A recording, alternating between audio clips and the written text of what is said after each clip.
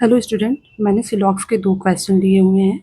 पहला क्वेश्चन है पहला क्वेश्चन में स्टेटमेंट में 3 स्टेटमेंट गिवन है और कंक्लूजन में 2 कंक्लूजन गिवन है। ओके, तो पहला स्टेटमेंट कह रहा है no cap is a short, मतलब कोई भी कैप शॉर्ट नहीं है। इसका डायग्राम इस तरीके से रिप्रेजेंट करेंगे।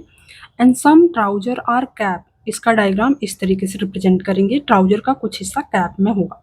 Okay, all belt are shirt, all belt और शर्ट का मतलब कि जो ऑल के पास जो एलिमेंट होगा वो छोटे वाले सर्कल में आएगा, जो ऑल से दूर एलिमेंट होगा वो बड़े वाले सर्कल में आएगा। ओके, अब तीनों को मर्ज करेंगे तो इसका डायग्राम कुछ इस तरीके से दिखेगा।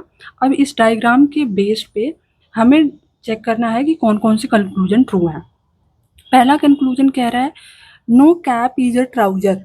Okay, no cap is a trouser, तो इसमें कह रहा है कि कोई भी कैप ट्राउजर नहीं है, लेकिन स्टेटमेंट के अकॉर्डिंग तो आपको यहाँ पे दिख रहा है कि कुछ कैप ट्राउजर हैं।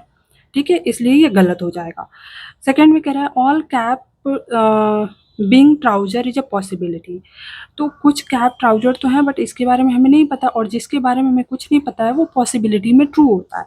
तो सारा के सारा ट्राउजर तो कैप हो सकते हैं, इसलिए ये पॉसिबिलिटी में स्टेटमेंट ट्रू हो जाएगा। ओके,